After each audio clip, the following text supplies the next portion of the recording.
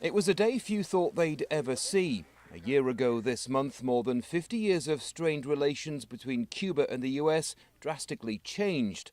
Prisoners were released. The US Embassy in Cuba hoisted its flag over Havana, and the process of a normalization in relations officially began. In the months that have followed, diplomatic ties have been re-established and travel restrictions from the US eased.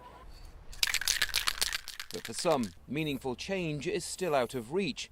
The Cuban activist known as El Sexto has been described as the most persecuted artist in Cuba. He was jailed for almost a year for criticizing the Cuban government and says things have got worse on the island. If it's a negotiation, you're supposed to give a part to Cuba, and Cuba gives their part. But I haven't seen much progress with respect to that. Only more repression, more detentions and immigration. And some say the improving relations has also been the driving force behind a recent spike in Cuban migration. In the last year alone, more than 40,000 Cubans have made their way to the US, fueled by a fear that the so-called wet foot, dry foot policy that gives Cubans residency will soon come to an end.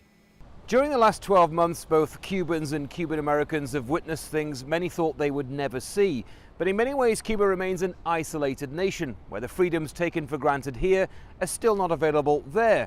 But despite that, many remain cautiously optimistic about the future. Rick Herrero says real change in Cuba will be slow, but he believes that a policy of engagement will eventually bring rewards. We are fighting 50 years of severed relations, of conflict, of deep distrust between the United States and Cuba. It's going to take a while to overcome that, but we've already made some pretty significant strides over the last 12 months. Few doubt that the last year has been the beginning of a long and complex process. Although some business deals have been made, the US economic embargo remains firmly in place, and Cuba is still the only single-party state in the Americas. But many remain quietly optimistic that long-lasting change will eventually come. Andy Gallagher, Al Jazeera, Miami, Florida.